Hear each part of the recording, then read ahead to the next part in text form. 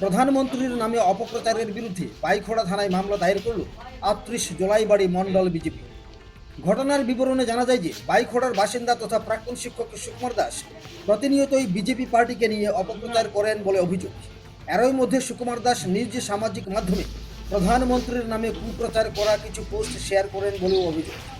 দেশের প্রধানমন্ত্রীর নামে এই ধরনের অপপ্রচারের বিরুদ্ধে তীব্র নিন্দা জানিয়ে শুক্রবার বাইখোড়া থানায় এক লিখিত মামলা দায়ের করল ৩৮ জোলাইবাড়ি মণ্ডল বিজেপির যুব মোর্চার মণ্ডল সভাপতি সহ অন্যান্যরা।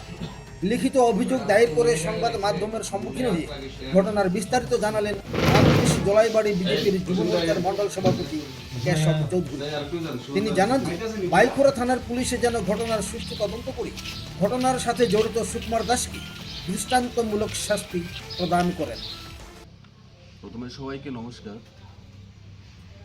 আমরা ভারতীয় জনতা পার্টির থেকে ৩৮ জোলাইবাড়ি মণ্ডলের অন্তর্গত আমাদের বাইখোড়া এলাকার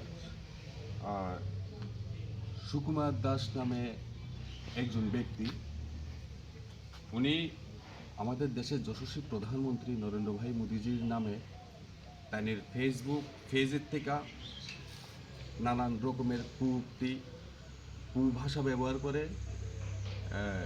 উনি বারংবার পোস্ট করতেছে ফেসবুকে।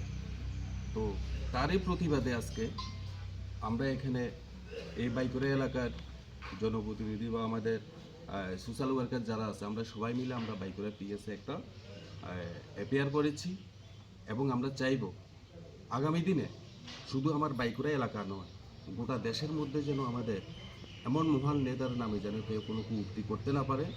যদি কেউ করে থাকে সঙ্গে সঙ্গে সেটা সবাই এলাকার সমস্ত লোকজন যেন এটাকে নিয়ে প্রতিবাদ করা শুরু করে।